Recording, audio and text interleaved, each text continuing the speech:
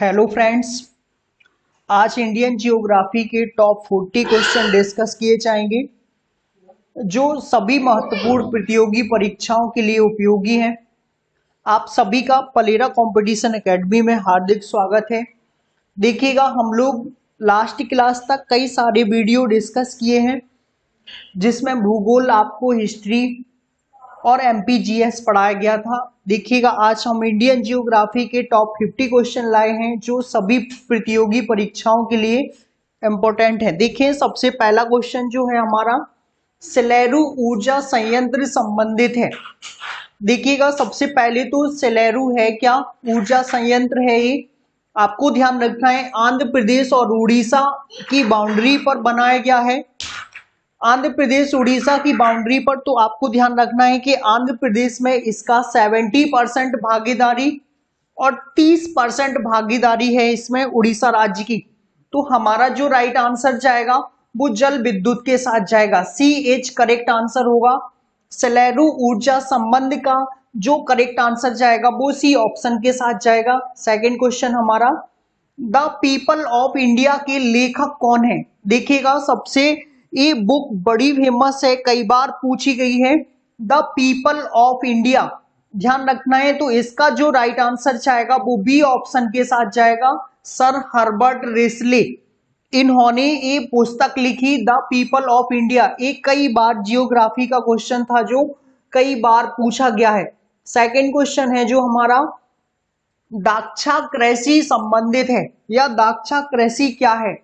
आपके पास चार ऑप्शन है, वनों का संरक्षण, अंगूरों का उत्पादन, अंगूर सभी समझते हैं, कृषि का आदिम प्रकार और गन्ने का उत्पादन। तो हमारा जो दाक्षाकृषि के साथ सही ऑप्शन होगा वो बी के साथ जाएगा, अंगूरों का उत्पादन दाक्षाकृषि में किया जाता है। तो हमें ध्यान रखना है, अंगूरों से अगर हम मध्य प्रदेश में बात करें तो रतलाम में सबसे अधिक अंगूर, और वैसे ओवरऑल राज्य में महाराष्ट्र में सबसे ज्यादा अंगूरों की खेती होती है। ध्यान दीजिएगा। सेकंड क्वेश्चन है हमारा, कॉस्मोस किसने लिखा। कॉस्मोस भी पुस्तक ही है, वो पहली पुस्तक जितनी इंपॉर्टेंट थी उससे कहीं ज्यादा कॉस्मोस पुस्तक पूछ ली जाती है। तो देखिएगा, कॉस्मोस पुस्तक ये सारे जियोग्राफी से ही क्वेश्चन है, हम्बोल्ट ने लिखी। किसने लिखी, बी ऑप्शन एच करेक्ट होगा, हम्बोल्ट कॉस्मोस पुस्तक के रचयिता है। सेकंड क्वेश्चन है जो हमारा, चीन की 90% मिट्टी। देखिएगा, जो चाइना है हमसे 3 गुना बड़ा है कम से कम क्षेत्रफल में लगभग, तो चीन की 90% मिट्टी कैसी है। तो हमारा जो राइट आंसर जाएगा वो लोयस एवं जलोढ़। ध्यान रखिएगा, चीन में कौन सी मिट्टी पाई जाती है, लोयस एवं जलोढ़। डी ऑप्शन एच सही होगा। जलोढ़ हमारे भारत में भी सबसे अधिक है और हमारे देश की सबसे अधिक उपजाऊ मिट्टी भी जलोढ़ी है। सेकंड क्वेश्चन है हमारा, निम्नलिखित में से किसने उद्योगों की स्थापना का सिद्धांत दिया।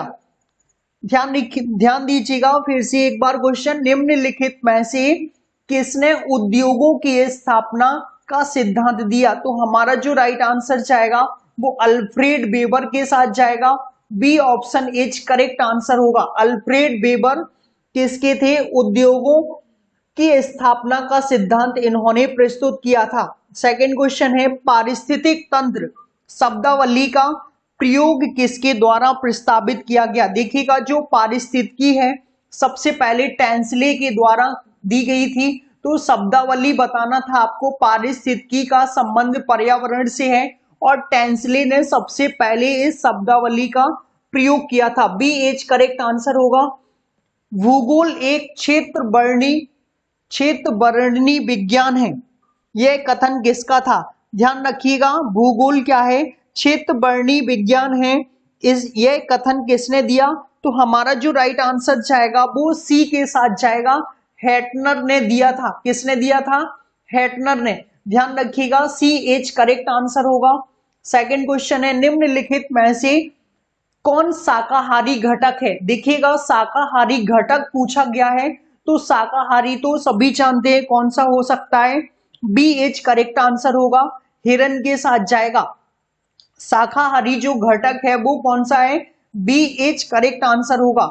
सेकंड क्वेश्चन है हमारा, विश्व में ऊर्जा संकट का समाधान क्या है? देखिएगा, अगर ऊर्जा संकट कंटिन्यू बढ़ता गया तो इसका समाधान सिर्फ और सिर्फ वैकल्पिक ऊर्जा है। कौन सी ऊर्जा?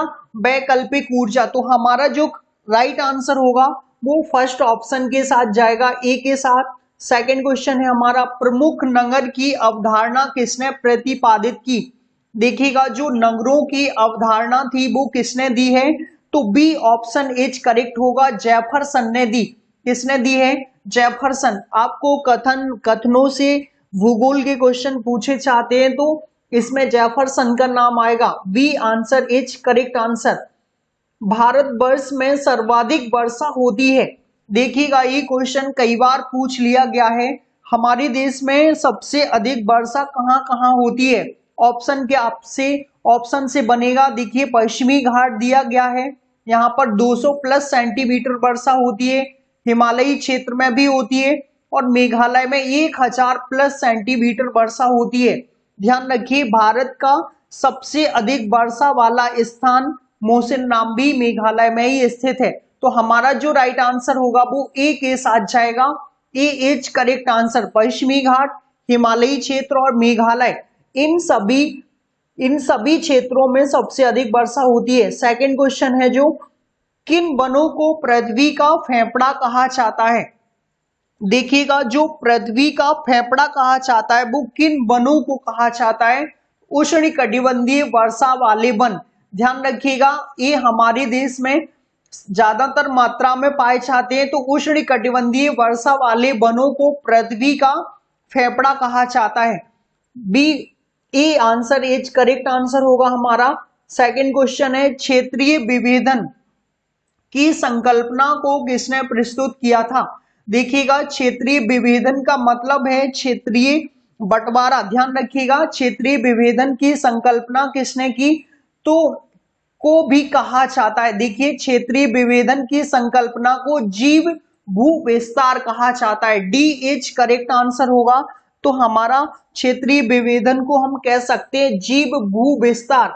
D answer is correct answer होगा। सेकंड क्वेश्चन है, महाद्वीपीय विस्थापन सिद्धांत प्रतिपादित किया।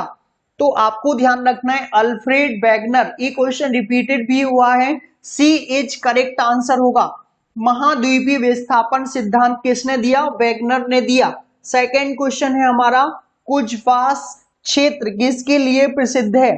सबसे पहले तो इसका संबंध पूछ लिया गया है। कुजवास क्षेत्र का संबंध किससे है? तो आपको ध्यान रखना है कुजवास क्षेत्र का संबंध कोयले से है। किससे है? कोयले से। तो डी एच करेक्ट आंसर होगा। ये रसिया का एक क्षेत्र है जहां पर कोयले का उत्पादन सबसे अधिक मात्रा में किया जाता है। सेकंड क्वेश्चन है हमारा, किस नगर को भारत का मैनचेस्टर कहा जाता है? देखिएगा, सबसे पहले तो भारत का मैनचेस्टर पूछा गया। कभी कभी उत्तर भारत का मैनचेस्टर पूछ लेता है, कभी कभी दक्षिण भारत का मैनचेस्टर पूछ लेता है। तो भारत का जो मैनचेस्टर है वो अहमदाबाद है। डी आंसर इज करेक्ट होगा। अगर उत्तर भारत का पूछता है तो कानपुर है और दक्षिण भारत का पूछता है तो कोयम्बटूर। कोयम्बटूर ध्यान दीजिएगा, तमिलनाडु राज्य में स्थित है। इनमें से किसे भूगोल का जनक कहा जाता है? देखिएगा, आपके पास चार ऑप्शन है। चार ऑप्शन में से टॉलमी, एराटोस्थनीज, हेरोडोटस और अरस्तु है। तो हमारा जो राइट आंसर होगा एराटोस्थनीज। इनको भूगोल का क्या कहा जाता है? जनक कहा जाता है। तो बी एच करेक्ट आंसर होगा। सेकंड क्वेश्चन है हमारा, मेट्रोलॉजिका नामक पुस्तक, देखिएगा अटपटा नाम है थोड़ी सा, मेट्रोलॉजिका नामक पुस्तक किसने लिखी? तो इसका जो करेक्ट आंसर जाएगा वो अरस्तु जी के साथ जाएगा। अरस्तु जी ने मेट्रोलॉजिका नामक पुस्तक लिखी। तो आपको ये पुस्तक का नाम कई बार पूछ लिया गया है, एक बार फोकस कीजिएगा फिर से। मेट्रोलॉजिका नामक पुस्तक किसने लिखी? Right answer A H correct answer होगा। सेकंड क्वेश्चन है, ऊष्मा का हस्तांतरण को कहा जाता है? हमारा जो राइट आंसर जाएगा संचालन के साथ जाएगा। किसके साथ? संचालन। ऊष्मा के हस्तांतरण को कहा जाता है। A option is correct answer होगा। टेहरी डैम देखिएगा सबसे अच्छा क्वेश्चन, कई बार अभी अभी रेलवे ग्रुप डी पेपर में भी पूछा गया है। टेहरी बांध संगम पर स्थित है, मतलब जो टेहरी डैम है टेहरी डिस्ट्रिक्ट में है और किस राज्य में, उत्तराखंड राज्य में है। किसके संगम पर है, तो भागीरथी और भीलंगना, बी एच करेक्ट आंसर होगा। भागीरथी नदी का उद्गम आपको ध्यान रखना है गंगोत्री के गौमुख से होता है, वहीं पास से भीलंगना आती है और ये दोनों जाके टेहरी जिले में मिल जाती हैं। उत्तराखंड के टेहरी जिले में जहां पर मिलती हैं वहीं पर टेहरी डैम बनाया गया है। भारत का सबसे अधिक ऊंचाई पर स्थित डैम भी टेहरी डैम ही है, तो हमारा जो राइट आंसर होगा वो बी के साथ जाएगा। सेकंड क्वेश्चन है, महासागरों का औसत वार्षिक तापमान कितना होता है। देखिएगा आपको ऑप्शन जो दिए गए हैं वो फ़ारेनहाइट में दिए गए हैं, तो आपको फ़ारेनहाइट में बताना है ना कि सेल्सियस में। तो सबसे पहले हम अगर सेल्सियस का जाने तो 17.2 सेल्सियस, ध्यान रखिएगा कितना पाया जाता है, 17.2 सेल्सियस पाया जाता है वार्षिक औसत तापमान। तो आपको ध्यान रखना है महासागरों का औसत वार्षिक तापमान अगर सेल्सियस में पूछता है तो 17.2 डिग्री सेल्सियस है, लेकिन फ़ारेनहाइट में पूछे तो 63 डिग्री फ़ारेनहाइट होगा। कितना होगा, 63 डिग्री फ़ारेनहाइट। ताप मापने की 4 पद्धतियां हैं, आपको ध्यान रखना है केल्विन, र्यूमर, फ़ारेनहाइट और सेल्सियस, जिसमें सबसे ज्यादा सेल्सियस का प्रयोग किया जाता है, लेकिन ऑप्शन सारे फ़ारेनहाइट में है। तो हमारा जो करेक्ट आंसर होगा वो ए के साथ जाएगा, ए एच करेक्ट आंसर होगा। हरित क्रांति शब्दावली का प्रयोग सर्वप्रथम किसने किया। देखिएगा जो हरित क्रांति शब्द है सबसे पहले किसने दिया था, तो विलियम गॉड ने दिया। किसने दिया, William God, H correct answer होगा। सेकंड क्वेश्चन है हमारा, पर्यावरण संरक्षण अधिनियम भारत में किस वर्ष लागू किया गया। देखिएगा जो पर्यावरण संरक्षण अधिनियम है वो हमारे देश में कब बनाया गया। सबसे पहले तो पर्यावरण की स्थापना 80 में हुई, फिर इसके बाद एक कानून बनाया गया वो 86 में बनाया गया, 1986 इच करेक्ट आंसर होगा। तो पर्यावरण संरक्षण अधिनियम 1986 में जनरेट किया गया था। सेकंड क्वेश्चन है, निम्नलिखित भाषाओं में सुनामी शब्द किस भाषा से लिया गया है। हमारा जो करेक्ट आंसर होगा वो जापानी भाषा होगा, जापानी भाषा से लिया गया है सुनामी शब्द। सेकंड क्वेश्चन है, काल गुरली, देखिएगा ये क्वेश्चन कई बार पूछ लिया गया है। काल गुरली पहले तो है कहाँ, ऑस्ट्रेलिया में स्थित है। कहां पर स्थित है, ऑस्ट्रेलिया में। काल गुरली विख्यात है, किसके लिए विख्यात है, स्वर्ण उत्पादन के लिए। तो इसका जो करेक्ट आंसर होगा वो ए के साथ जाएगा, सबसे ज्यादा यहाँ पर सोने का उत्खनन किया जाता है। तो काल गुरली सोने के उत्खनन के लिए प्रसिद्ध है और है कहां पर स्थित, ऑस्ट्रेलिया, इज करेक्ट आंसर होगा। सेकंड क्वेश्चन है, सर हर्बर्ट रिसले द्वारा भारतीय प्रजातियों को कितने वर्गों में बांटा गया है। देखिएगा जो हर्बर्ट रिसले थे बड़े साइंटिस्ट हुआ करते थे और आपको ये ध्यान रखना है भारतीय प्रजातियों को कितने वर्गों में, 7 वर्गों में बांटा गया था। तो सी एच करेक्ट आंसर होगा। सेकंड क्वेश्चन है, अक्षांश को तापीय भूमध्य रेखा भी कहा जाता है। ये क्वेश्चन कई बार पूछ लिया गया है। तो 20 डिग्री अक्षांश, 20 डिग्री उत्तरी अक्षांश को, दक्षिणी नहीं पूछा जाएगा, दक्षिणी रॉन्ग हो जाएगा, ध्यान रखिएगा। 20 डिग्री उत्तरी अक्षांश को तापीय भूमध्य रेखा भी कहा जाता है। तो डी एच करेक्ट आंसर होगा हमारा। सेकंड क्वेश्चन है, सेवाराय पहाड़ियां कहाँ स्थित हैं। तो तमिलनाडु राज्य में स्थित हैं सेवाराय पहाड़ियां। कौन से राज्य में, तमिलनाडु राज्य में, डी एच करेक्ट आंसर होगा। सेकंड क्वेश्चन है हमारा, देखिएगा सेकंड क्वेश्चन, गरजने वाला चालीसा किस प्रकार के पवन से संबंधित है। जो गरजने वाली हवाएं होती है वो किससे संबंधित है, दक्षिणी गोलार्ध की पछुआ पवनों से। तो सी एच करेक्ट आंसर होगा। ध्यान दीजिएगा सेकंड क्वेश्चन है मध्य प्रदेश में चंबल नदी, देखिएगा एमपी की चंबल पूरे देश में मृदा अपरदन के लिए प्रसिद्ध है, तो चंबल नदी घाटी एक उदाहरण है। किसका उदाहरण है? आपके पास चार ऑप्शन है, तो हमारा जो राइट आंसर होगा उत्खाद भूमि का। किसका है? उत्खाद भूमि सबसे अच्छा उदाहरण है चंबल नदी घाटी, तो ए करेक्ट आंसर होगा। सेकंड क्वेश्चन है पेट्रोलॉजी किसका विज्ञान है? देखिएगा जो पेट्रोलॉजी का संबंध होता है वो किससे होता है, तो हमारा जो करेक्ट आंसर होगा वो सैलो के साथ जाएगा। पेट्रोलॉजी का संबंध सैलो से होता है, ए करेक्ट आंसर होगा। सेकंड क्वेश्चन है निम्नलिखित में से कौन सी नदी डेल्टा का निर्माण नहीं करती? देखिए आपको क्लास में भी कई बार ये नदियां पढ़ाई गई हैं, जो नदियां डेल्टा का निर्माण नहीं करती है वो नदियां आपको डिस्कस की गई थी मध्य प्रदेश जीएस में भी और इंडियन जियोग्राफी में भी। तो नर्मदा और ताप्ती ऐसी नदियां हैं जो डेल्टा का निर्माण नहीं करती, तो हमारा जो राइट आंसर होगा वो डी के साथ जाएगा। सेकंड क्वेश्चन है कोंकोस कीलिंग बेसिन कहाँ स्थित है? सबसे पहले तो एक कोंकोस कीलिंग बेसिन एक कोंकोस कीलिंग द्वीप समूह भी है, इसको द्वीपों के नाम से भी जानते हैं। ये ऑस्ट्रेलिया के तहत आते हैं। किसके तहत? ऑस्ट्रेलिया, और हैं स्थित हिंद महासागर में। कहां पर स्थित हैं? हिंद महासागर। तो आपको ध्यान रखना है कोंकोस कीलिंग बेसिन हिंद महासागर में स्थित है, ए करेक्ट आंसर होगा। सेकंड क्वेश्चन है भूगोल में अपवादवाद के जनक कौन हैं, या भूगोल में अपवादवाद के जनक कौन कहे जाते हैं?